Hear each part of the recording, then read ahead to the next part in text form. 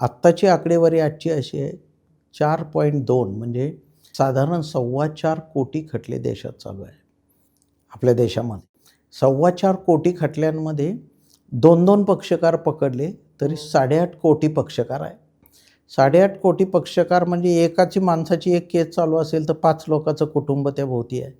म्हणजे 146 कोटीच्या देशात 40 ते 45 कोटी लोकं झोपेतनं उठल्यापासून वकिलाचं office, record room, civil court, criminal court, high court, supreme court इकडे हेलपाटे मारत आहे.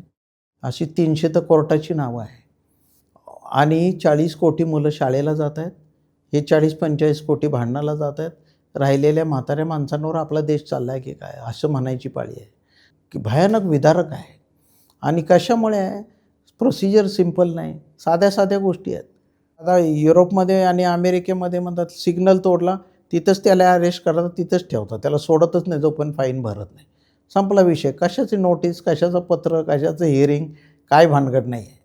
कॅमेरा आहे, पुरावा आहे, संपला विषय. एवढं सिंपल करायला पाहिजे.